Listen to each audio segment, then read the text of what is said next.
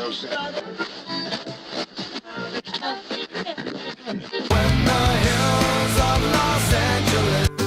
Angeles, I'm and most Hollywood nights. She goes to California, oh, California. What you say about Los Angeles? LA got the people saying,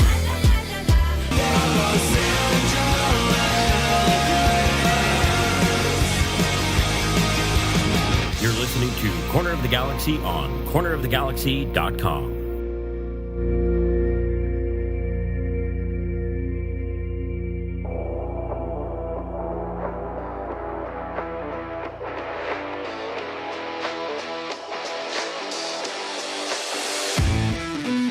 It's time for another episode of Corner of the Galaxy from the Box, the show that gets you behind the scenes of the LA Galaxy and into the minds of soccer reporters and MLS experts. Your hosts for the day are Corner of the Galaxy's Josh Guesman and LA Times soccer reporter Kevin Baxter. Let's start the show. Hello, everybody. Welcome to Corner of the Galaxy from the Box on cornerofthegalaxy.com. I'm your host, Josh Guesman, coming to you on Monday, August 16th. The LA Galaxy coming off a 1-0 win over Minnesota United on the road. A great road win. We're going to talk about it, how it was a little bit different than maybe you expected it to be. Greg Vanney rotating some players. Maybe that means more rotation coming up against Colorado on Tuesday night. That's right, it's Monday night. We're less than 24 hours away from the LA Galaxy kicking off on a very important game against the Colorado Rapids. We're going to talk to you about that as well. A whole bunch of Galaxy news in between to get to as well. So a lot of things to get to on this wonderful Monday night. We're glad you could join us. To help me do all that, he's back. It's the traveling panda himself, Mr. Kevin Baxter. Kev, how's it going, buddy? Konnichiwa, Joshua. I am, I am still tired. I just flew back from Japan. It's not my arms that are tired. It's everything else. It's not jet lag. I think it's just 23 consecutive days of 18-hour work days. I'm suffering. Yeah, I would imagine that drags on you. Overall, I have to imagine that's an Olympic experience, unlike others that you have covered. Yeah, that's my fourth Olympics, and this one, what was weird is I didn't really feel the absence of the fans because we've been covering games here for a year without fans. So, but I did notice it made it a lot easier to get around the stadium. Like to get to the seats, and there are no press boxes at international stadiums. You sit out in the stands, and it was easier to get to our seats and to get back and to move around. There was no traffic. So that was the one place where I really noticed the fans weren't there. But there was no signage anywhere in Tokyo, or very few places. You wouldn't have, if you were in certain parts of the city, like our hotel was in Shinjuku, and you wouldn't even know there was Olympics going on. There was no signage. There was no excitement.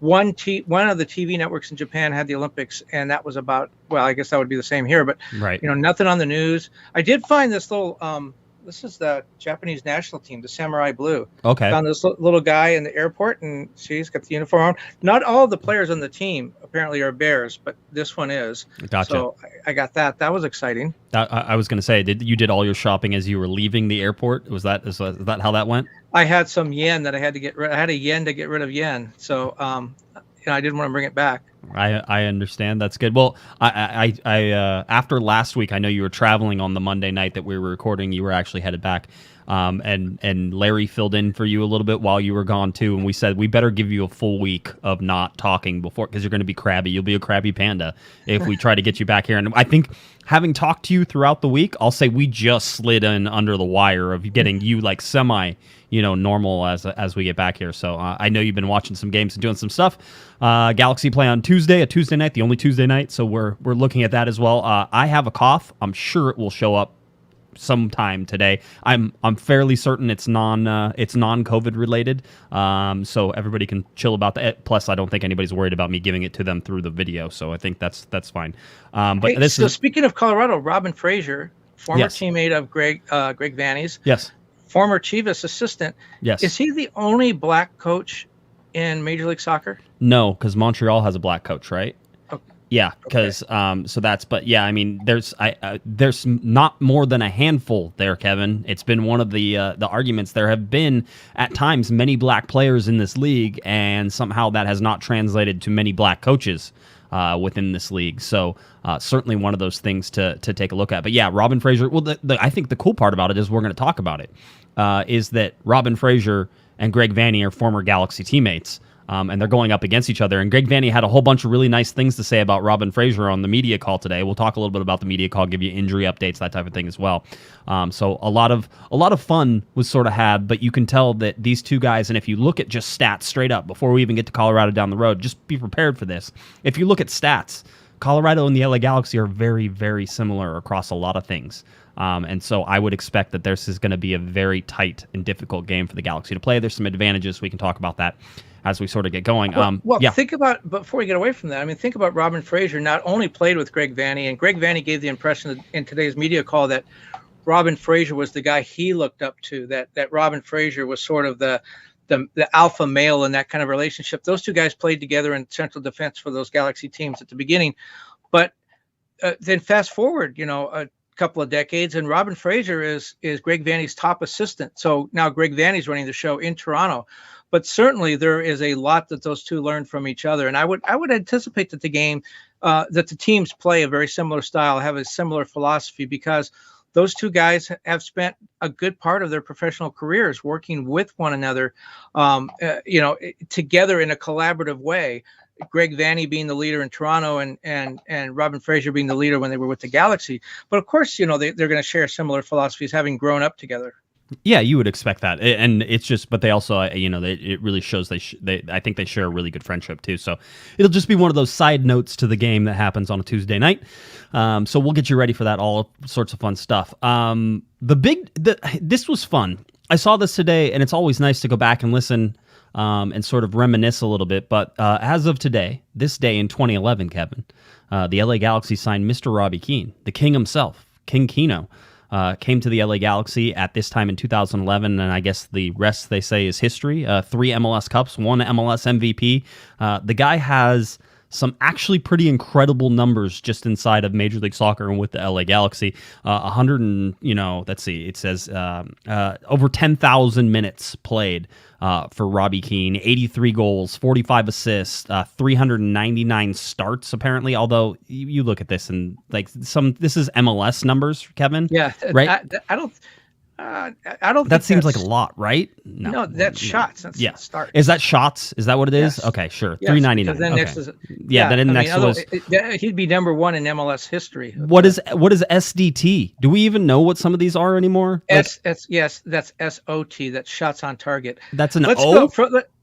Let's go from left to right here. We have games played, 125. Games started, 119. Right. Then the minutes you mentioned, 83 goals, 45 assists. Now, 83 goals in MLS action, because regular season action with playoffs and Champions League and other things. He's over 100 goals lifetime in a Galaxy kit. Then 399 shots, 189 shots on target. If you look at 189 shots on target, 83 of them going in. Right. It's a pretty good percentage. In fact, and then his passing percentage is that's exactly. Not right. Yeah. That's not right. Yes, this MLS website. Remember, take everything with a grain of salt. It's sort of how it goes. But the bottom line is. Yeah, look at that first year. He three games started, 4 games played. The first game he didn't start. Right. A lot like Zlatan, kind of getting his feet wet. 2 goals and an assist in 4 starts. 3 shots on target. 2 of them go in. The interesting thing, I hadn't known about this anniversary, or I hadn't thought about it, I suppose, until you brought it up right before the show, and it reminded me it was last year. Right before David Beckham's team came into being in MLS, and they opened, if you remember, their first game was against LAFC here. I talked to Tim Lewicki, who was the president of the Galaxy, of AEG at the time, when David Beckham came in, then when Robbie Keane played. He really surprised me. I hadn't really thought about it this way, and I don't know how many people had. He told me David Beckham was not the main signing in those great Galaxy teams. David Beckham was important. He was a draw. He was someone to get people to pay attention to the league. It changed the structure of the league because it brought in the Beckham rule, which became DPs. But Tim Leiweke said that was not what was supposed to make the Galaxy a great team. He said David Beckham was a midfielder. He was not going to change the way the team played. That the signing of Robbie Keane was the key that changed everything. And the Galaxy did win 3 MLS Cups in 4 years with Robbie Keane. Remember, David Beckham wasn't there, for the last one. He said Robbie Keane was the guy that really changed it, because as good as David Beckham was, and he had Landon Donovan in front of him, they needed a phenomenal goal scorer, which is what Robbie Keane was, a guy who just lived and breathed to score goals. Now, Landon scored a lot of goals, but he was not the type of player Robbie Keane was. Robbie was a selfish player, and I mean that in the right way. You know, he was a goal scorer. And Tim Leiweke said when they signed David Beckham, they knew they needed someone like a Robbie Keane to come along. It took them 4 years to find him. But in Tim Leiweke's viewpoint, Robbie Keane is really what changed the Galaxy and made the Galaxy that dominant team, not David Beckham. Yeah, I wouldn't disagree. I mean, if you look at the goal that ends up winning it in 2011, by the way, I think that's a David Beckham to Landon Donovan to Robbie Keane, goal that ends up, making this. It's all 3 designated players combining basically to win the game in 2011. Galaxy repeat in 2012. Robbie Keane along with Landon Donovan and some others in 2014 as well. So just my best memories of Robbie Keane. I did get to do a one-on-one interview with Robbie Keane, and I think I've told this story many times, but I had this was back under a previous administration for LA Galaxy Communications, and I had asked, and I said, hey, can I get this person or this person? And one of those people was Robbie Keane, knowing I wasn't going to get Robbie Keane, right? So it was one of those, it was like, okay, it is what it is. I'll deal with the other person. That was the whole thing is, Kevin, sometimes you give 2, and you give one that you don't think you're going to get, and then you give one that is less than that, and so you're sort of like, well, don't give me Zlatan. I mean, I'd like Zlatan, but if I can't have Zlatan, then can I talk to Dan Stairs? It's like they're going to give you Dan before they give you Zlatan, right? The whole deal. So I think I was just getting ready to hop in the shower to get ready to head to training. And I had set this all up, and they were like, whole deal. And so I had texted in the morning. I'm like, hey, just let me know who I got so I can prep before I get there. And they're like, and then Justin Pearson at the time, Justin wrote back to me. He goes, you got Robbie Keane. So we'll see you when you get here. Whole deal. And then I was like, oh, well, I wasn't prepped to talk to Robbie Keane. Like all of a sudden, I think my girlfriend at the time, my wife now, I think I had her outside the shower, like writing down questions as I was like, doing stuff. So that way I would have good questions whenever I went in and do it. So I sat down. He was great. I got to meet Robert, his son, who was much younger than he is now. That's for sure. Back in the day. And so I met Robert and did the whole thing. And Robbie was gracious and nice and really good. About 15 or 20-minute interview for Corner of the Galaxy. So it was fun. One thing I remember about Robbie Keane was a story Landon Donovan told me when he was talking about when Giassi's Artists first started out, and everyone could see how talented but raw how Giassi was. And I guess Robbie wanted to be part of molding him, but Landon told me he would just not stop with the criticism. Everything that Giassi did on the field in training, Robbie would criticize him for, and sometimes in vulgar language, sometimes in very salty language, not trying to sugarcoat anything. And he repeatedly had Giassi on the verge of tears, and it was up to Landon to come in behind him and clean it up. And it was, oh, Robbie doesn't really mean that. And Robbie's only saying that because he thinks you're really good. And Robbie is really trying to help you. And Giassi did not see that at the beginning. And so Robbie, everybody knows how Robbie was during the games. He wasn't quite Zlatan, but he was very animate and passionate about trying to win. Yes, he was. Apparently he was that way on the practice field as well. Yeah, he was. I think there's stories and rumors of Robbie Keane whenever his like 5-a-side team didn't win because like he didn't think that they tried hard enough, he would just pick up and leave. He would just walk right off and he would be done. Another thing I saw him do, you might have been there too, this was before a playoff game. It was the year they won MVP. And a bunch of media people are waiting for him after training. As the players come off the field, you get to talk to them, but you have to wait. You can't go onto the field in training. Well, Robbie stayed on the field, and he did this a couple of times as one of the I don't know what you call them. Not a ball boy, but one of the Galaxy assistants, the guys that help with the kits and I guess a kit man. Anyway, he's driving a little golf cart around the field, picking up the balls and stuff. And Robbie just had him floor it and go 40 yards up the field, and Robbie would try to kick a ball and land it on the back of the golf cart. I remember and seeing that. That was how he practiced his passing, and it was remarkable. He hit it. He made it every single time. Yeah, he was. Well, This was a streaking golf cart from 40 yards away, and Robbie was right on target. A gas-powered one, by the way, too, Kevin. A gas-powered streaking golf cart for all that stuff. So no, he was an interesting dude. So in 2011, the LA Galaxy signed him, and then of course he goes on and wins 3 MLS Cups and an MLS MVP. So that was I just wanted to bring that back. I'm glad that we got to reminisce a little bit as well, because that's always fun too. Let's get to some super chats before we talk about the game against Minnesota. Marty says a little late, but just wanted to say have a really good show. What is the over-under on how many 7-Elevens Kevin visited in Japan? Don't answer, Kevin. Do not answer. Okay, you guys can start guessing. How over-under. I'm going to set the over-under at, and this is going to be a low number. I'm going to set it at 2 because I know that there was one right across from the hotel, and I imagine that he found one somewhere else while he was traveling. I don't think you went to that many places, so I'm going to say 2. So you're either over or under on that. So everybody, we'll let everybody guess for a little while and figure that out. John asks, what's the super chat price for the Studio Keane print? Asking for a friend, a lot more than $5, John, that's for sure. Scott also asks and says he gave us a $5 super chat as well. Asked a good question about Chicharito, and he says, do I think, he says, does Josh think the Galaxy front office has been disingenuous about Chicha's injury, and when do I think Chicha actually returns to the pitch? I will answer that, Scott, whenever we talk about Chicha's injury a little bit more. So I will go on there. So again, the over under on 7-Elevens Kevin visited while in Japan is 2. You can leave your guesses in the chat, and we will reveal that here in just a little bit. I have one under and one over already, so we are already. I think I set a good line on all this, so we'll see how that goes. Let's see. LA Galaxy playing against Minnesota United. Now, let's set this up a little bit, Kevin. This is the first game of 3 games in 7 days.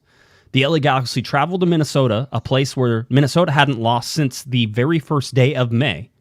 Also, Minnesota had not lost a game. They've only lost 1 game in their last 13 games. Minnesota was a very good team whenever the LA Galaxy head into them. So when we see a lineup that comes out that is definitely a rotated lineup, and good Lord, the panic on social media whenever Jonathan Klinsmann started this game, Kevin, woo, I'll tell you. There's some really interesting things about this lineup, but that was the big thing. Everybody's looking at Jonathan Klinsmann. Well, why is Jonathan Bond sitting? It's because he had a bad game. It's because he cost the LA Galaxy the game against Vancouver the last time they played, and everybody knows it. And there was a lot of anger over this. Did you know the Galaxy have had a Jonathan in goal for every game this season? Absolutely, 100%. That's how it works. But look at this lineup. There are 2 players making their Galaxy debut. Correct. Right? Yep. Joveljic and Hamalainen. Yeah, and I wasn't even going to try those names, so thank you. You're welcome. And then Jonathan Klinsmann, Jonathan 2, making his season debut. Do you know the Galaxy have had 17 players make their Galaxy debuts this season? And if you look at this lineup, 5 of these players weren't even on the team when the season started. Yeah, I mean, this is a rotated lineup. You have Joveljic, who made his Galaxy debut wearing the number 99 sitting up top. You have Kevin Cabral out on the left-hand side, Sam Grandsir on the right-hand side, Efrain Alvarez playing more of a central role in this one, Raveloson playing the defensive side, Sasha Kleshin being the captain and playing that defensive midfielder side. You have Hamalainen, who stood in for Villafana, who is still coming back after a bone bruise. You had Derek Williams, Koulibaly was in there, and then Julian Araujo with Jonathan Klinsmann in there. Now, what this allowed the Galaxy to do, Kevin, and this is the important part, is to give guys a rest. All right. And we cannot, and I said this on Twitter, and this was especially apt, I think, after watching DC United lose and watching Atlanta beat LAFC as well, is that there are teams that love to high press. And we've seen these high pressing teams over and over have some success whenever they can get it right. But in some cases, and certainly this year, Kevin, with the heat, with the schedule, with how close games are coming next to each other, and I've been talking to some players around the league recently as well, talking about talent dilution with all the expansion teams out there and how there are basically I was talking to one player. One player says there are like 3 good teams in Major League Soccer, and the rest of the teams are just less bad than some of the bad teams. That's all it is, right? There's these it's the New England's, it's the Seattle's, Sporting Kansas City's, maybe New York City, although I think that the everything is still out for them. But it's those, and then there's the rest of the teams, with some teams being less bad as others. And you could even look at the LA Galaxy and say the LA Galaxy aren't a great team in Major League Soccer yet. They're less bad than some of the other teams that are out there right now. And if you look at the goal differential, I think that sort of points to some issues the Galaxy still have. They're less bad. They're incomplete. And well, the best team in MLS right now is Bruce Arena's New England team, the hottest team, I would say.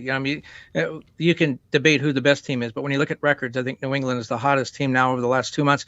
But when you talk about squad rotation, I guess this is going to become more prevalent in the era of global warming, right? We're going to have to rotate those squads more often. You have to rotate the squads. You have to do stuff. And if you have a coach who isn't adjusting how you play games and how you attack games. And I got a lot of stick on social media, Kevin, whenever I said the LA Galaxy do not need to win this Minnesota game. Right. And that was real. I was being absolutely 100% truthful with that. The LA Galaxy did not need to win that Minnesota game. And Greg Vanney said in his pre-game, not pre-game, but before the game, a couple days before the game press conference that we talked to him about, is he needed to approach this smartly, because really Greg Vanney knew he was setting himself up for the 2 home games that he had coming. And those were more important than the Minnesota game. Now, does that mean Greg Vanney goes out and puts out a game plan that he doesn't think will win a game? No. But it also means that he's able to rotate and put guys in positions where he think they can succeed and still get points out of these things for me, Kevin. So, go ahead. Here's where it's smart. I'm a real big proponent of the whole mental side of the game, because I think in just about every sport, when you make it to the top level, Major League Baseball, NBA, MLS, you're a really good player. And I think when you do something like a skills challenge, for example, you'll see everyone can do the same thing. Right. It's your intangibles. It's how much do you want to win? How much physical abuse can you put up with? Can you play in the heat? And then the mental side of it. And here's where I think Greg Vanney was smart, intentionally or otherwise. First of all, you never tell a team, when you said that they didn't have to win the Minnesota game, you never tell a team this is must win, even if it's a must win game. You never say that. Why? Because if you lose, then what do you tell them after that? Right. Well, we just lost the must win game. Now this is a must win. Well, you can't have a must win and then you lose and you can't move on from that. So by saying this is not it's an important game, but we don't have to win this game in Minnesota, that was a smart thing. I think it gave the players a little bit of ability to take a deep breath and go out there and play hard without the pressure. Then here's the second part of that. They go there and they play a game against a very good team and they win. Yes. And they win with some guys who maybe don't consider themselves to be second string, but in Greg Vanney's mind, that wasn't his first choice lineup. You get 7 saves out of the number 2 goalkeeper. How do you think that makes the team feel going forward? Like we're bulletproof. Look what we did with our second-rate lineup. Yep. Yeah, and by the way, the second-rate lineup for the LA Galaxy has starters all through it. I mean, even whenever you look at this and call it second-rate, like Hämäläinen played as good as a starter as Villafaña has played. Hämäläinen was not a step backwards. So if you're looking at what you got from Nico Hämäläinen in his first game, you better be jumping up and down, because he's younger than Jorge Villafaña. It looks like he can take abuse. He's quicker. Having both him and Araujo being able to bomb up each side was absolutely a difference maker. And where's this game. Acosta? What's Acosta do now? What's his position? Well, Acosta is still the backup to the backups, right? And Greg Vanney basically said, hey, we like Danilo, he's great, but he hasn't played that many games and he's coming off a pretty serious injury, right? So it's not like you can rely on him to give you all the minutes that you have. So they have Hämäläinen, who, by the way, Greg told us he hadn't even trained with the team whenever we talked to everybody on I think Thursday, right? He was like, he should be joining us tomorrow out of quarantine, and then he'll go. So I think he got the walkthrough on Friday morning and then started on Saturday, right? I mean, he hadn't even talked to everyone on the team. He hadn't met everybody on the team yet. This is Nico Hämäläinen comes in and just plays his position. I mean, really smart. Greg put him in a position to succeed, which you like to see, which is great. Joveljic, has only been training with his team for a small amount of time. He comes in. I thought he had a great debut. He gets an assist. He was dangerous. He was good in combination with a couple of things. The LA Galaxy only got one shot on goal, Kevin. It was Kevin Cabral's goal. That was it. They only got one shot. Jovic, I hope I don't have to apologize for these words later, but he seems like a great guy. Very smart guy. Yeah. I had a chance to talk to him I guess before the announcement was even made that he had signed. Very intelligent guy, really knows for a young guy, really knows what he's all about, what he wants to do. Very respectful. Just seems like a great guy. Absolutely. We had a press conference with him as well. He talked about how he plays chess and how he solves Rubik cubes. I mean, just like he's fun. He's very nice, as you said, very respectful. Answered all of our questions. Said thank you very much after we were done. Thank you for coming. The whole thing. Just a great kid, and he's a kid, Kevin. They are going to develop this kid, and he's going to get better than what he was. And I think he comes from a league that's more physical. So whenever you're looking at Kevin Cabral and sort of the physicality stuff, although we're going to talk about Kevin Cabral here in a second, but when you look at the physicality where he comes from, Jovic doesn't feel like he's out of place already, right? He's used to being a little more physical. He's used to having to ride out challenges, all those things. He seemed comfortable, but new in his time with the LA Galaxy on Saturday against Minnesota. But Eric and I on Thursday night talked about this game and said, listen, if you're going to make this a statement game, Kevin, right? And some people were like, you have to win this game. This has to be a statement game. If you were going to make this a statement game, it needed to be a different type of statement game, right? You're not going to go in there and just outplay Minnesota. That's not going to happen. You're on the road. Being on the road is tough in Major League Soccer. If I teach anybody anything this year, at all, it's that playing on the road is extremely difficult, and if you win games on the road, regardless of who it is, consider yourself very lucky to have done so. You have to play really well in order to win games on the road, and Minnesota has never beaten the LA Galaxy, and that continues. That's a little bit of a streak to keep watching, because it feels like the Galaxy might be Minnesota's kryptonite on this one. You know what else I like about this team and this lineup is Jovic. You got Grant Sear, Cabral. All these guys basically about the same age, young guys trying to prove themselves. They've all come from Europe. They all want to go back there, even though they're not saying that right now. I see them as competing with one another in a friendly sort of way to come up together, to raise their game together. You don't always have that. I mean, you think back to when Robbie Keane was here, he set the tone, and Giassi, as good as Giassi might have been, he wasn't going to try to outdo Robbie because Robbie was the guy. He was the franchise. These guys are all coming up together. They're not going to defer to one another. They're going to push one another. It's not going to be like a Zlatan thing, like I'm not going to get in the spotlight because that belongs to Zlatan. Or over at LAFC, I think a lot of people are afraid to challenge Carlos Vela. Carlos Vela will always be the leader of that team. The Galaxy don't have those artificial breaks put on what their players are doing. Right. And these guys are all on long-term contracts, and I think they're all going to try to develop together, and they're all going to compete. And there isn't going to be this one thing of, oh, well, Cabral is the guy who scores the goals. I'm going to just pass to him. No, it's like Cabral got a goal. I got to get one now. And I think it's going to be a friendly competition that really brings up the talents of all those guys. And I feel that even whenever Chicharito gets back, I still feel that that's going to be the case. I don't feel like Chicharito's this overbearing personality in that locker room. I feel like he's a glue guy that actually is egging these people on. We talked a whole bunch after the LA Galaxy's Vancouver draw at home that the loudest voice after that game was Chicharito. For 7 to 10 minutes, he was motivating, yelling, angry, but like trying to get these guys to realize. And the big thing that I heard from it was basically, him saying, you guys can't be great until you can believe that you can be great, right? And that's what's going to hold you back. He did that at MLS's back as well in Florida. You know what was interesting is he had, until Rui Diaz got the 2 goals this weekend, Chicharito was within 1 goal of the MLS lead, and he hasn't played since June. Yeah. And now he's, within 3 goals, I guess, because Rui Diaz scored 2. But yeah, I mean, not too far off the whole pace of everything that is going on. And so if he comes back, and I do believe he's going to come back, so that's not anything. We'll talk about timelines here in a second. But I mean, when we go into this game and we see the goal that the Galaxy score, and again, remember, they only get 1 shot on goal, Kevin. This is only from Kevin Cabral. This is a complete team goal from the Galaxy, going from one end of the field to the other in a matter of seconds, and totally caught Minnesota out. If you were going to smash and grab, and let's be very honest with what the LA Galaxy did, their expected goals were higher than Minnesota, so they had some chances, and certainly Cabral's miss from about 3 yards away from the goal line stands out as a chance that probably should have been buried, and maybe the Galaxy could score another goal. So it's 2-0 whenever this goes. But as you look at this, the LA Galaxy had really few and far chances between. They just did a really good job of controlling the game in between that. They ended up with more possession than Minnesota United, which is great.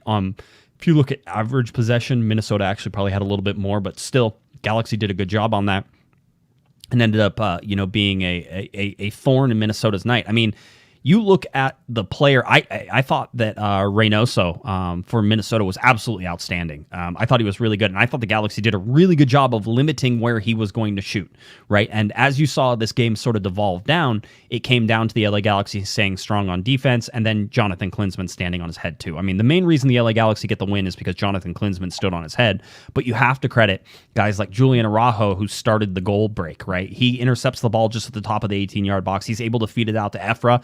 Efra turns and hits a great pass into Cabral, who was already on his way up. Cabral sort of stalls for a little bit and gets Joveljic. Joveljic dropping back, and then you see Joveljic get the ball, and you're sort of like, well, what's going to happen? It's just Cabral up there with Joveljic, and Joveljic is dropping back deep, and Joveljic ends up threading this ball, and apparently Minnesota just switched off. I don't think that they thought Cabral was going to keep running, and he just kept running, and Joveljic hit him in stride.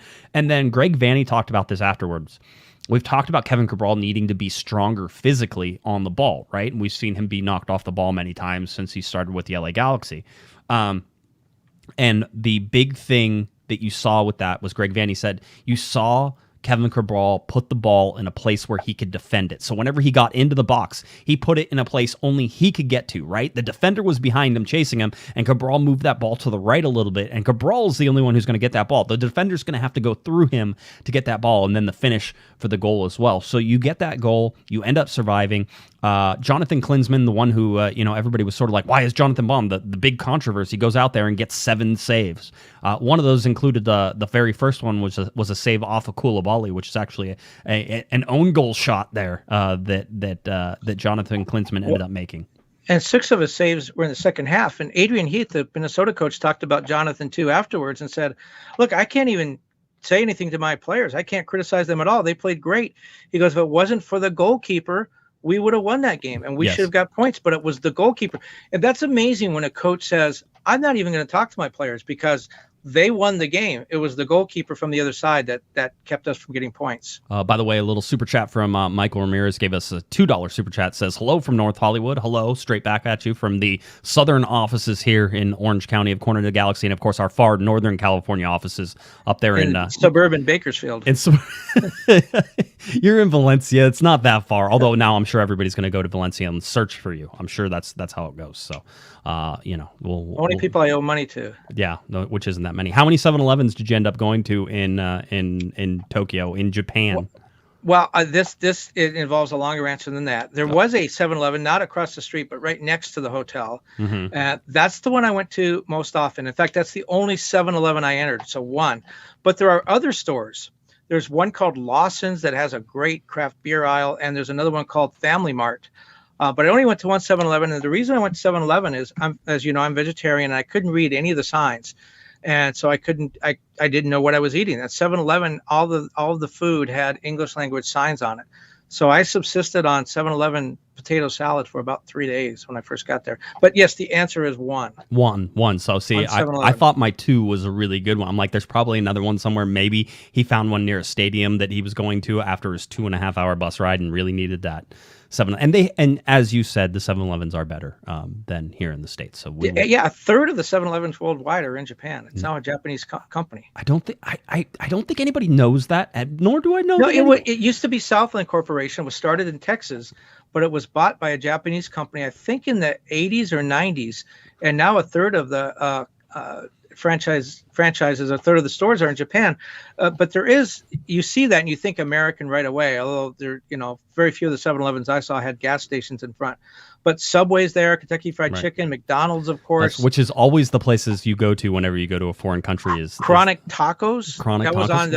That was on Uber Eats. I didn't actually see a Chronic Taco. Denny's was there. I saw a Sizzler. It's crazy. It's crazy. Anyway, our chat room is going crazy with everybody. By the way, Philip says, Josh fact check, the LA Galaxy have never scored against Atlanta United. I'd have to take a look at that, but that wouldn't surprise me.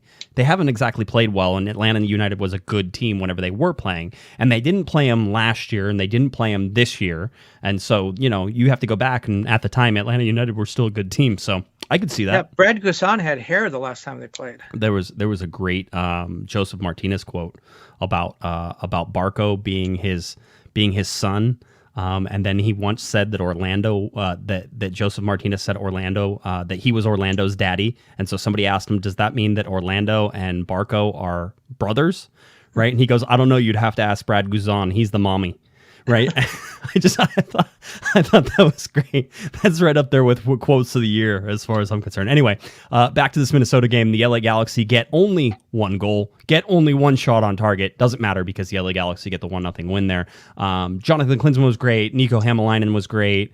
I'm trying to think of anybody else who And Cabral has gotten single-handedly has gotten the team 4 points in the last 2 games. He's the only guy that scored. Yeah. Oh, absolutely. There's the rhombus again. That absolutely. If we look at the passing network, a little more condensed. I thought it was, and of course it grabbed the wrong one. I will tell you, this is actually the wrong passing network. So it grabbed the home one whenever I wanted the away one. So the away one there actually showed that that Joveljic was a little more recessed than playing up as a pure striker. And I think if you watch that game, Kevin, you could actually see Joveljic dropping back into coverage a lot, back into the play to sort of get the ball and bring that out. I feel like that's the type of player he is. Seems to have a really good engine. I know that Greg didn't leave him in for the full time. I'm sure he's not 100% match fit yet. But as that goes, I imagine that Joveljic will get more and more time, especially with Chicharito sort of being on the questionable list as we continue down this path. So, big takeaways from me. Obviously, Jonathan Klinsmann stands on his head. Unbelievable performance. He told a great story about how he didn't tell anybody that he was starting because he didn't want like congratulatory texts when he hadn't played or done anything. So he didn't even tell his dad. We all know his dad is Jurgen Klinsmann. And so he said my dad's going to be angry, whenever this You know what's happens. funny about that? It just so happens I'm trying to get Jurgen for a story I'm working on, and Jurgen and I were texting back and forth when that game is starting. And I said something about something to the effect of, let's not talk now. I want you to be able to watch Jonathan. He's starting today. And Jurgen's like, what? Oh, really? So you were the one who told Jurgen that Jonathan was starting? I think he might have turned on the TV or something. But yeah, he acted as if it was like I was giving him news. But he clearly had not. I don't think he had set up his afternoon to sit in front of the TV and watch the Galaxy game. Yeah, it probably wasn't high on his list. But yeah, Jonathan Klinsmann. Listen, be ecstatic for how the LA Galaxy played this game. I think if you're a Galaxy fan, you have to love that win. It may have been a nail biter. It may have been some saves. The redirection run, the redirecting save that happened late in the game with time ticking down. The ball gets shot from outside the box and it redirects. And Jonathan Klinsmann was going one way, and you see him stop, have to get low, and then dive the other way. He ends up doing it and ends up making the save. Obviously, he made all the saves on the night, but just a great sort of thing. But I mean, this now, Kevin. This begs the question, though, is you have the hot goalkeeper now. Jonathan Klinsmann just stood on his head. Greg Vanney said that he's had, that in normal years you get cup games for the backup goalkeeper to play in, that you get, these other games that you get to play in, and he doesn't have that with Jonathan Klinsmann this year. So he wanted to get him in. He wanted to get him some time just to make sure that he's ready to go, because he needs everybody on this team ready to play at the drop of a hat in case anything happens to anybody else. And so it's next man up. And so he wanted to put Jonathan Klinsmann in there. But now you look at this and say, okay, well, he had an unbelievable game. Does he start the next game? Well, and you and I were talking about that, arguing about it, I guess. When you look at what Greg Vanney did, I mean, it's similar to you watch NFL teams. The same quarterback takes every snap all season long. Then he gets hurt right before the playoffs, and they bring in a guy that hasn't thrown a pass all season. And, that's the end of their playoff hopes. It's very smart for Greg Vanney to give Jonathan Klinsmann a game.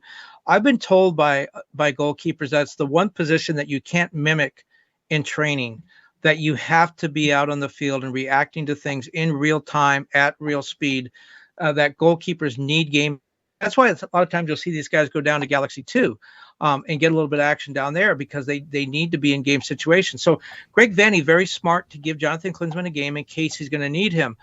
My thought after this game was, what does Vanney do now? Because Bond is your number one guy, but Jonathan Klinsmann had a great game. And we know from last year, Jonathan Klinsmann had a couple of good games and then really fell off. So my thought was, why not ride the hot hand? This guy's hot right now. He's probably playing a little bit over his head. Let's take advantage of that. Give Bond another day, another game to have a blow. And the other thing it does is it lets everybody on the bench know, hey, Cameron Dunbar or whoever else, if you guys get in there and have a great game, we're going to keep you in the lineup. If you earn the right to start again, we're going to allow you to start again. clearly Jonathan Klinsmann earned the right to do that. But Greg Vanney shut all that down in the press conference today. It's pretty clear Jonathan Bond is going to start. Right.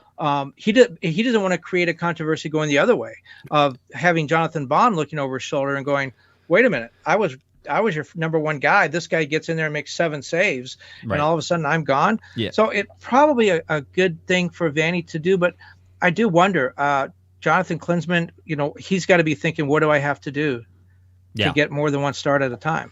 Yeah, I mean, you have to say that. I think Greg's big takeaway from all of this was, Jonathan Bond didn't deserve to lose his spot just because Jonathan Klinsmann came out. He goes, anything that Jonathan Klinsmann has done, Bond has done it many times this year already. He goes, I gave Bond a break. I wanted him to have a breather. We have a busy week coming up. And he goes, and he basically said he's going to start. He didn't say he's going to start, so you can always say Greg can reverse his decision at the last second. But I would expect that Jonathan Bond. And by the way, he settles that very easily. And I said this after the game too. There's a number 1 and a number 2. Jonathan Bond is your number 1, and Jonathan Klinsmann is your number 2. Nothing has changed. It's just really good for Galaxy fans that the LA Galaxy have 2 really capable keepers now.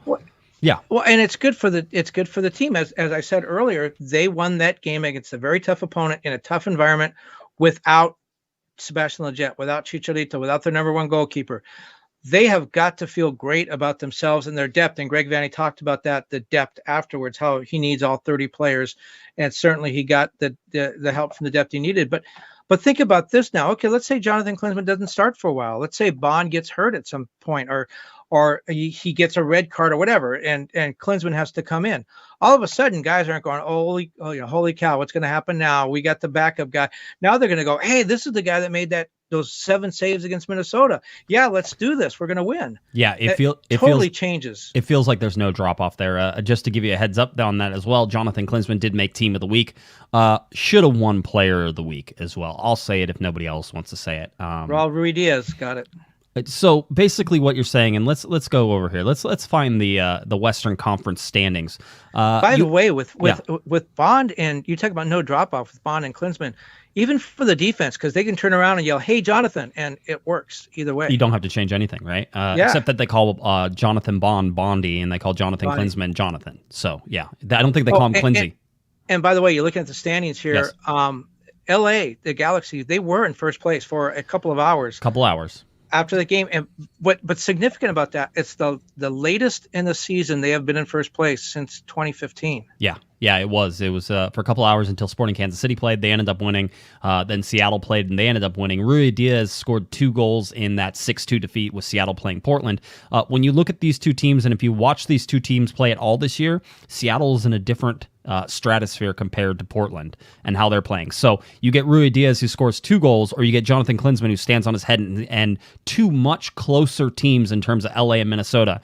The gap is basically Colorado in between there, and I think Minnesota actually is going to be a team that moves into that top 4 whenever everything is said and done. Maybe 5. Maybe that's exactly where they sit now. But whenever you look at that, Raul Rui Diaz with his 2 goals somehow got voted out of Jonathan Klinsmann and his 7 saves. I thought the 7 saves there's were Jonathan right there. Making a save. What do you know? That's what he did a lot. That's going over the crossbar. Yeah, probably. But you know what? They all count, so that doesn't matter. That was probably just a bouncing ball. If we look real quick before we get into the conference call we had today, MLS Power Rankings, this was my favorite one. It's Ben Wright. He has the LA Galaxy at 7. He has New York City at number 1. We've been sticking with these ones because this is formula-based and not subject to all sorts of crazy whims. I will tell you that overall the media at large has suddenly become very complimentary of the LA Galaxy. I don't know what it took. I don't know if the draw with Vancouver was what did it. I have no idea. What really did it is that they can't deny that the LA Galaxy have been in 3rd place and that basically at that top 3rd of the Western Conference for the entire year, and we're past the halfway point here. That's really they're in the Supporters Shield race too. I mean, just don't look. You look at the standings, you say, oh, they're 3rd in the conference. What are they, 3rd or 4th in Supporters Shield? I mean, they're in the hunt. They are absolutely in the hunt. Let's see. I have that somewhere. I'm sure I have Supporters Shield. Supporters Shield, LA Galaxy in 4th. They are currently 8 points back of New England right now. Now, New England. See, I don't buy this New York. I know you say that it's fact based and all that. I still think New England and Seattle are kind of head and shoulders above the rest of the league. Kansas City is close. I don't know that New York City is really New York City keeps doing things that I think on a postage stamp. They have a I know. Look at their home versus their road record. I hate it. I do. I just the reason that I like Ben Wright's is that he has a methodology, and it's not trying to predict the table. It's trying to predict who the best team is. And so they look at points per game. They look at strength of schedule. That's going to be big because if you look at somebody like New England, from what I understand, there haven't been a lot of games where they've played some of the stronger teams in the Eastern Conference yet. That's coming. If you look at their record against Nashville, right? Nashville is one of the teams that's currently at 5th above the LA Galaxy in these power rankings. If you watch Nashville play over the weekend, they got a win at home, and Nashville has played New England twice, and they beat them once, and they drew them the second time. So what are the teams on my screen? This is really blurry. What are the teams at the bottom? Cincinnati, Toronto, Inter Miami, Houston Dynamo, Vancouver Whitecaps, Chicago Fire. Okay, okay. So 4 of the 6 and the last and the bottom 3 were all Eastern Conference teams. Yep. Teams that New York City and New England are going to play multiple times, 2 or 3 times at least. Yep. Again, when you look at the Supporters Shield race, that I think that gives them a huge advantage over Seattle and Kansas City and the Galaxy. Yeah, but I heard from everybody who's based on the East Coast that the Eastern Conference is the more difficult conference. I haven't seen that. No, and the travel too. I mean, I know we're not traveling, interconference games, one road game, but just nobody really west of Chicago for the most part. Those are 2-hour plane trips. Some of those road trips are even by train when you go to New York to Philadelphia. Or New York City plays the Red Bulls how many times? Well, like Galaxy plays LAFC, but then Philadelphia is a train ride. Right. New England could be a train ride, very short flight. It's unless you're going down to Miami or Orlando, it's you could do it in the time it takes to watch a feature-length film. Yes. So, the Eastern Conference is not more difficult. I would say there is some, you do have some validity to everything because your telephone number is a Florida number. And so every time you call me, it says Kevin Baxter in Florida. I'm like, I don't think he's in Florida. I go, actually, I think he's in Tokyo right now, but no, he's back. Big heads up. Benjamin from Mesa, Arizona. Hey, Benjamin, I actually used to live in Mesa, Arizona whenever I went to Arizona State. So shout out to Mesa. Speaking of Miami. Yeah, speaking of Miami, any news? Benjamin asks, any news on Julian Araujo making the switch to Mexico internationally? I know that. Do you want to say it or you want me to say it? Well, when David Ochoa announced that he was going, I immediately reached out to Julian's agent, who is the same agent as David Ochoa. And I thought, well, he has 2 players in the same category. Dual nationals could go either way. Once David decided, I figured Julian was going to, and I guess I wasn't the only one because all those reports came out. So I went to Julian's agent and he said, no, that's not true. Julian has not decided yet. Yes. And so I said, well, you want me to knock that down? Do you want me to go to Twitter and say that it's not true? And he said, no. Yeah. And I go, why? He goes, because it probably will be true in about a week or so. Yeah. So Julian has not announced it yet, but it sure sounds like he is going to decide, and it's going to be Mexico. Yeah, it seems that way. That's what the whole thing is. We always argue on this channel because we feel like when you get the news and how you get the news is important to telling the story, right? And so, just because everybody says it's going to happen doesn't mean that it has happened. And so it's not true, but it's eventually going to be true, right? I think a lot of people just guessed because Ochoa did it that Julian would do it. And that was a good guess, but it wasn't true. He hasn't, and now if he's made the decision, he's keeping it to himself. Yes.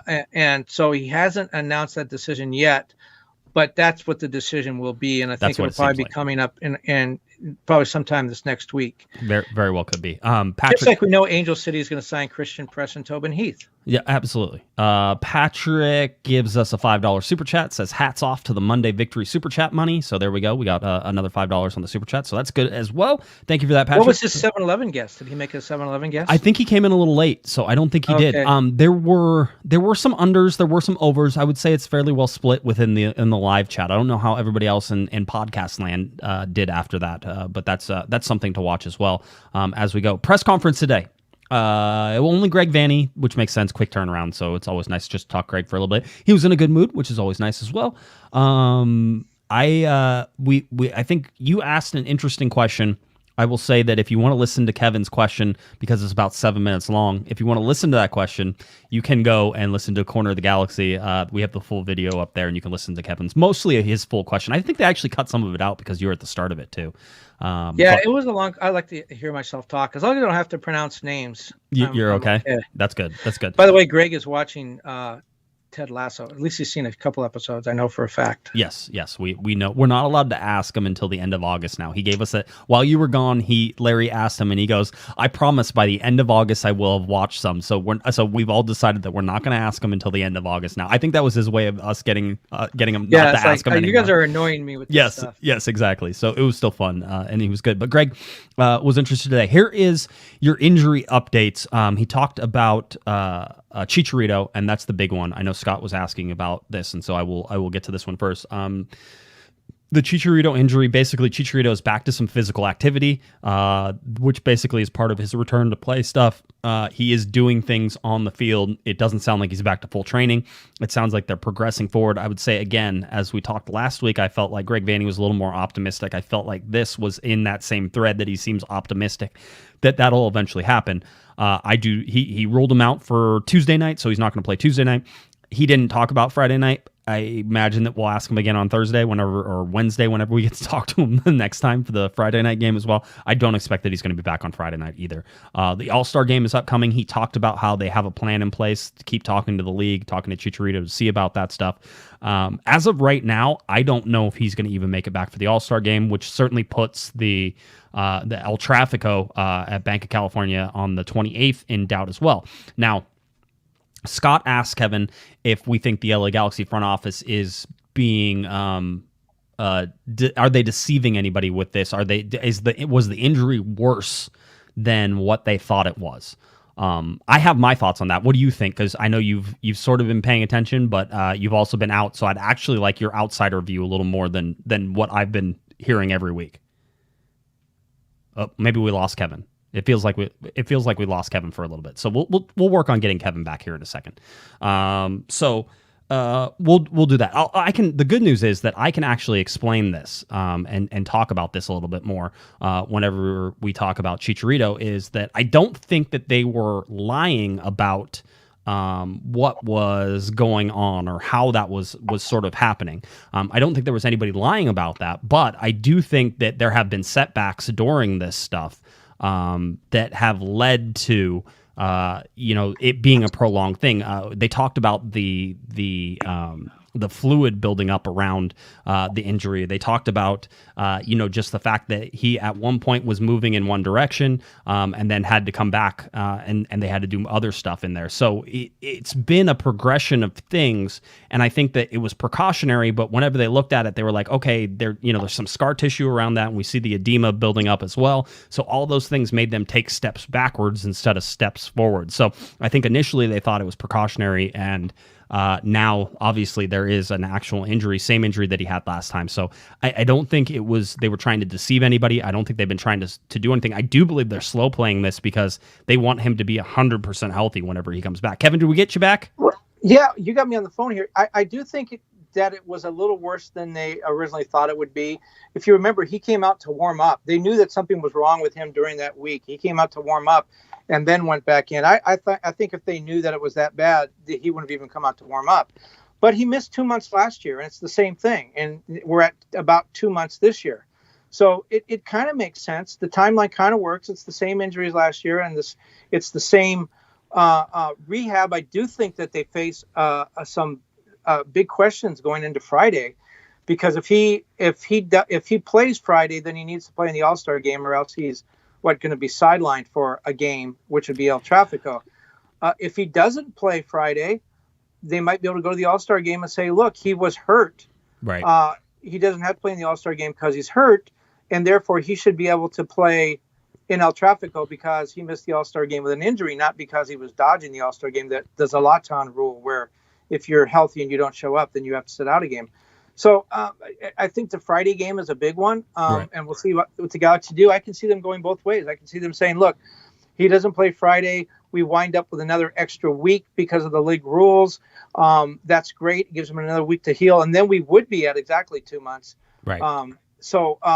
On the other hand, I think maybe they want that to be in their own hands. What if we want to have Chicharito sitting on the bench against LAFC and bring him in late in the game if we need a spark? Where I think this is all going, though, is if you remember, Chicharito's contract is 2 years with a third-year option. So he's at the end of this season. That's 2 years, and the Galaxy and Chicharito have to talk about whether or not to bring him back for the option. If he comes back at the option, I don't think he comes back at $6 million, Right. because he's a guy that's can't play 34 games, and he's taking up a designated player spot, and you don't want to spend $6 million on that. Does he drop all the way down to TAM money? Probably not. But I don't think he makes $6 million. Would Chicharito stay here? He's going to be 34 next season. Is he going to get multi-million-dollar offers anywhere else? Right. Maybe in Mexico, if he went back to Chivas, he went back to Guadalajara, maybe he gets an offer like that. But that's where I think it's going to get interesting, and that's where they're going to have to take a look at his health. The Chicharito mindset this year of trying to make up for last year and taking the responsibility and talking about mental health and all that, I could definitely see Chicharito saying to the Galaxy, look, I owe you another season. I've played 2 half seasons for you. I owe you another season. I can see him do that. Right. But does he give up millions of dollars to do that? Is he that good a guy who's going to give up millions of dollars? I don't know. No, and by the way, I would never put him in that position. I mean, it's one of the things, like, even he has to, as an athlete, whether you're injured or not, it's your job to get as much money as you can in the short amount of window that you have. And maybe that's not always fair. Maybe that's not always the way it's supposed to happen. But that's your job as an athlete, is to make sure that you do that. And if you can get somebody to pay you the money, then you do it. So for me, just keep watching Chicharito. I think this game on Friday, it just feels like it's a bridge too far right now. I'm optimistic. I still don't feel like Friday is the game that he comes back. Maybe I'm wrong. Maybe they put him on the bench. Maybe he gets 15 minutes. Maybe he plays 10 minutes in the All-Star game and does the skills challenge, and maybe he's ready for El Tráfico on the 28th.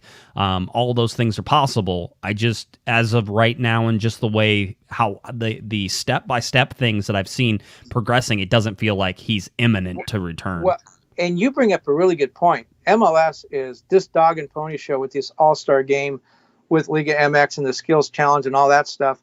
The MLS is riding this pony really hard. Yes. And I think there's going to be a lot of behind-the-scenes stuff that we're never going to know about, where MLS is going to be pushing to get Chicharito out there. And it's going to be up to Greg Vanney and Dennis DeClosa, and maybe Chris Klein will get involved at some point. Which may not be a good thing for the Galaxy, but they're going to have to stand their ground. If Chicharito can play, then it's good for the league, and let him go at least do the skills challenge and maybe run around for a few minutes. Maybe that's a good workout. The All-Star game, it's not going to be all that serious, I don't think. So maybe that's okay.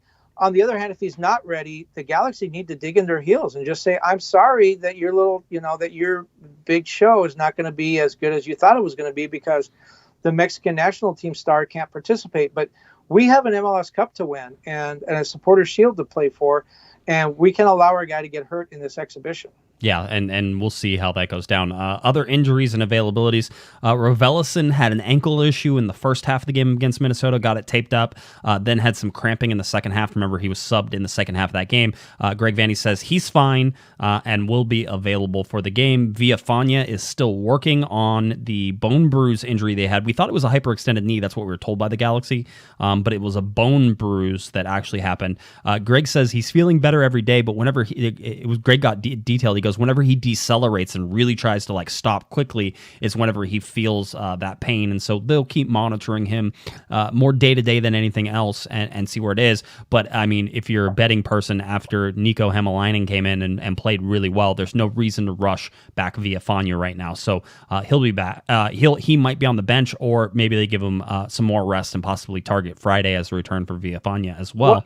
Yeah. And that's where the Galaxy are sitting pretty now with Chicharito is Dejan played so well, right, in that first game. It's not one of those situations where it's like, oh, we don't have Chicharito, let's use Ethan Zubak, or let's find let's put Sasha Kljestan up there as a target forward. No, they have a legitimate guy that can play up there and played well in his first game.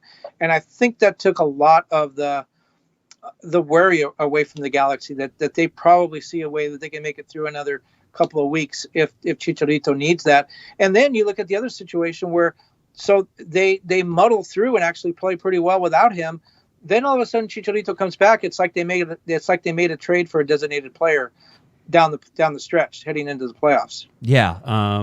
Yeah, absolutely. You can see all those things. The other person who will be back and is available, Greg Vanney. This is something we haven't covered on the show. It actually happened on Friday. So Thursday night, everything was fine and dandy, Kevin. And then on Friday, some more bad news for the LA Galaxy, who have already been hit by tragedy this year. Viviana Leggett passed away. That's Sebastian Leggett's sister. She was young. It was sudden. I don't know 100% what happened, Kevin. I've heard that possibly there was a car accident. I don't want to. I don't know all the details, and so I will not just assume different things. But you saw the LA Galaxy wearing, arm badges. You saw the LA Galaxy holding up Leggett jersey before. You saw all these things. Well, Sebastian Leggett was not there and did not travel to Minnesota, likely so. And I think you could probably guess that was the case. Although I always say, Kevin, you can never tell when professional athletes go through some of the stuff. Sometimes they go through it and they want to get right back on the field as soon as possible, and sometimes they need to take some time. So Sebastian Leggett was back in training as of the Monday. Whenever we talked to Greg, he said it was great to have Sebastian Leggett back in and talking to everybody and being there with the team, that type of thing. And so Sebastian Leggett will be available for the game coming up against Colorado Rapids.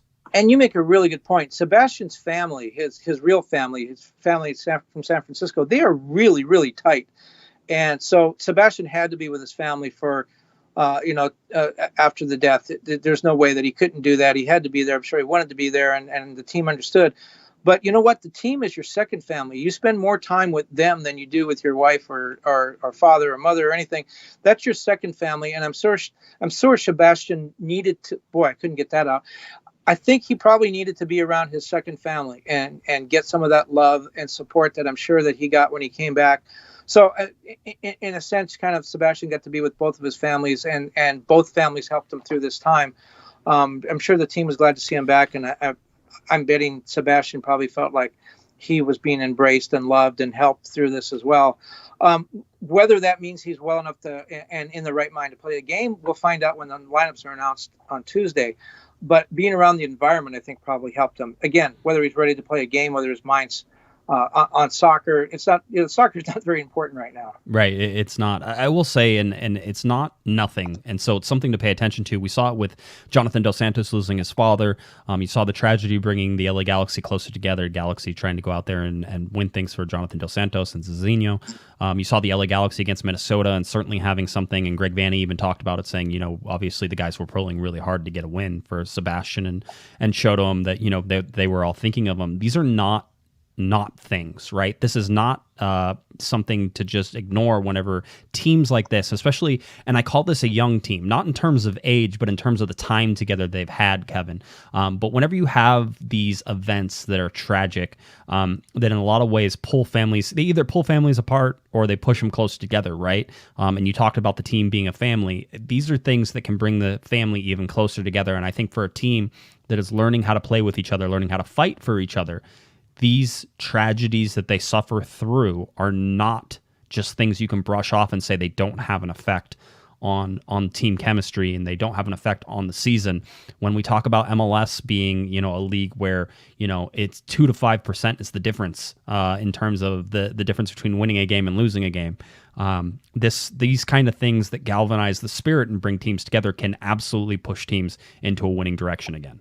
So. Well, and I think about Sebastian too. Remember his first national team game, his first World Cup qualifier. He scored the first goal, and then all of a sudden he got that Listak fracture against Honduras, and missed the rest of the season. I mean, he was at the top of his game. He was making an impact with the national team, and then he goes out for a year. And not that I want to compare that injury to what's going on now, but you look at a season now. He's a mainstay with the national team. He captained them to a Gold Cup victory. He was on the field when they won Nations League.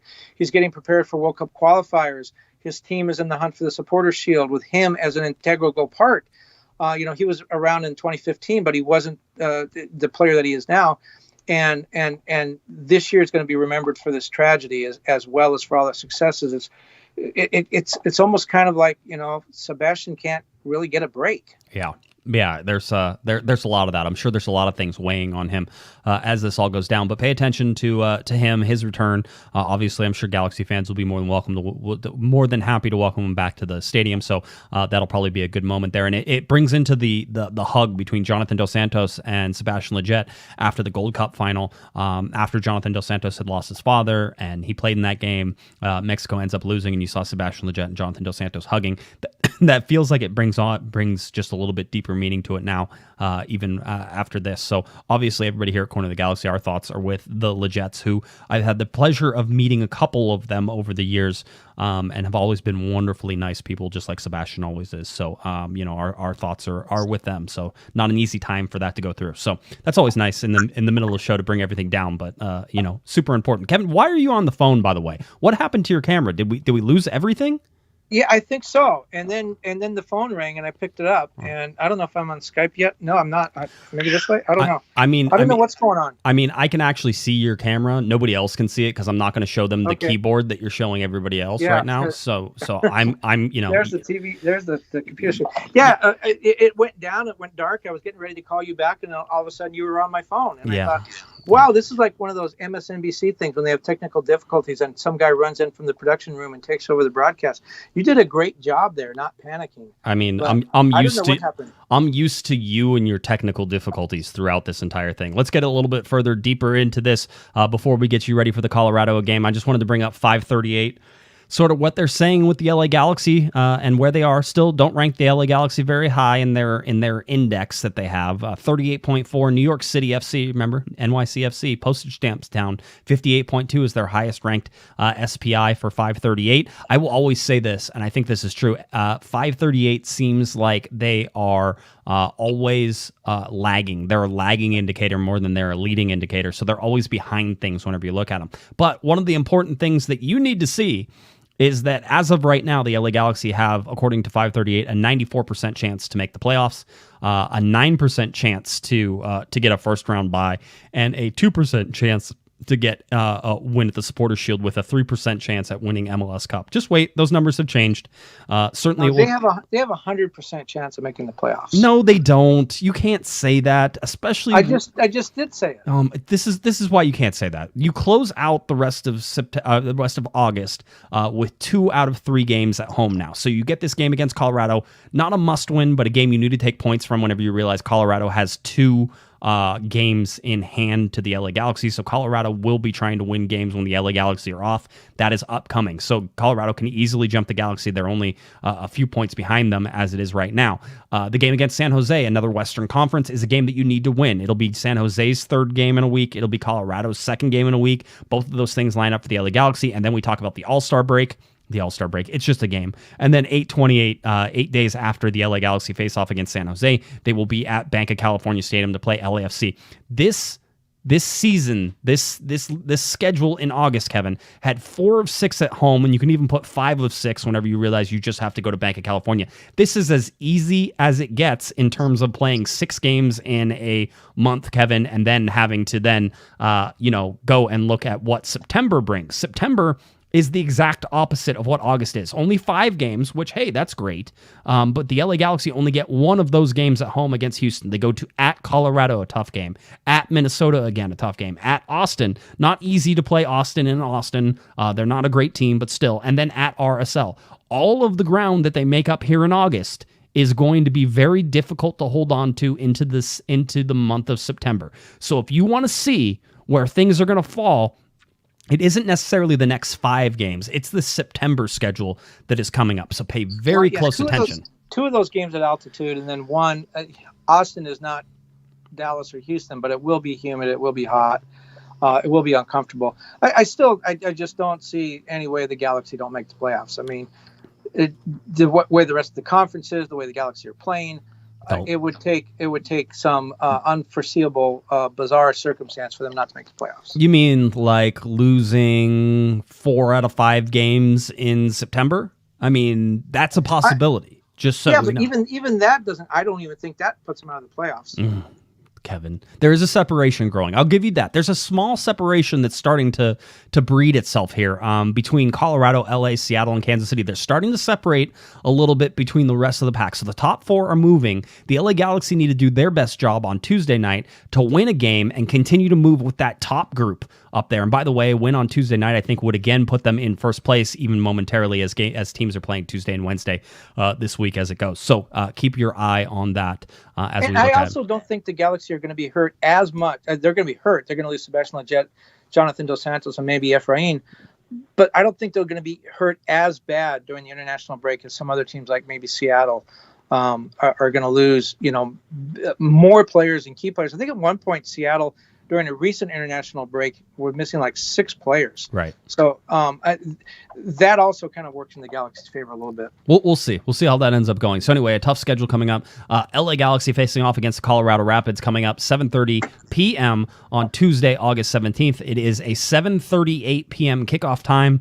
Nobody ever listens to me. I say it, and then on Tuesday I'll get, what time is kickoff? What time is kickoff? Again, I've given you the formula. If it's on Spectrum, it's 8 minutes after the starting time of the game. So it's 7:30 plus 8, 7:38 p.m. That's how it's going to work. And if you go on the MLS website, it literally tells you what time kickoff is. And it was even right for the Minnesota game where it said 3:01. And everybody's like, it won't be 3:01. It was 3:01.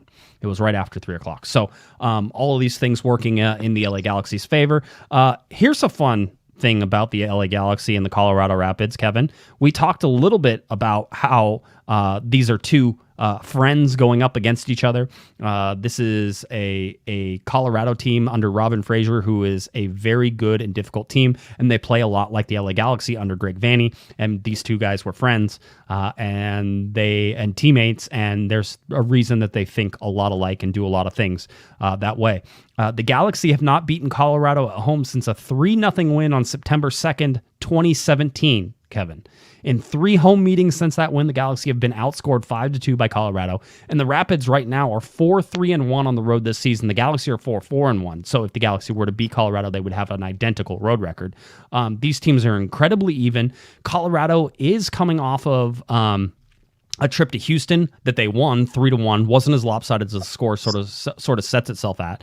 But they were at Houston, then they will be at LA, and then they host RSL.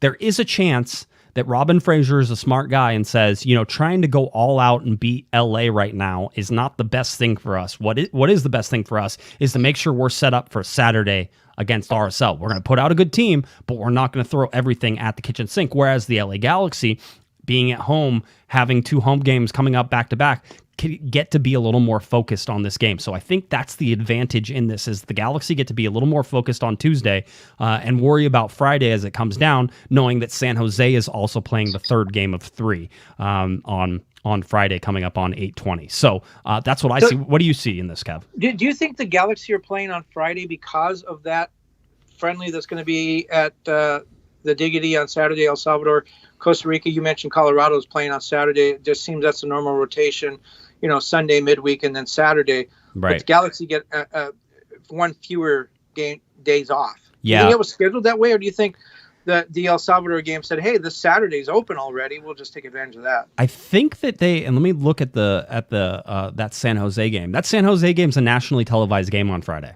That's why. Well, that's the reason then. That's the reason. And I was pretty sure that was the case. I wanted to make sure. It's ESPN2, ESPN Deportes. It's a nationally televised game. They weren't going to play that game on Saturday. My guess is the friendly is being played because the Galaxy aren't going to be playing on Saturday. So that means kickoff on Friday will be like 9:30 or something. Yeah, something like that. What is the game time is supposed to be 7:30? It might be like 7:42 or something like that. I could actually look it up while we were going, but I don't have it, so I'll see that everybody. But this Colorado game is important for the Galaxy. Clearly, you look at the standings, you sort of look at where everything is with the LA Galaxy. Colorado sits just 4 points behind the LA Galaxy, so even if they lose, Colorado can't jump them. But again, we talk about games played. Colorado has 17 games played. LA Galaxy will have 19 games played. There are 2 games there, and it's important for the Galaxy to pick up as many points in August as they possibly can, because I already went over the September schedule. Well, this is important. Momentum, the Galaxy unbeaten streak now is what, 3 games? 4. Undefeated in 4. But they still have not won 3 in a row. Correct. Yeah. So momentum has been a little bit of a problem. They're starting to pick it up a little bit now, but those draws, it's a point that helps. You drop 2 points, but you get one. That's fine. I think they need to string some wins together to really make that separation you were talking about. It'd be nice for them to string 3 wins together here going into El Tráfico, because, as you said, any points they can bank in August are going to help them in September. But that's where I really see the Colorado game, and then the momentum carrying into San Jose. That's where I see the game as being important. Not so much in the standings. It's important. It's important for a lot of other things, but really that momentum, the Galaxy being able to string, consecutive good performances together.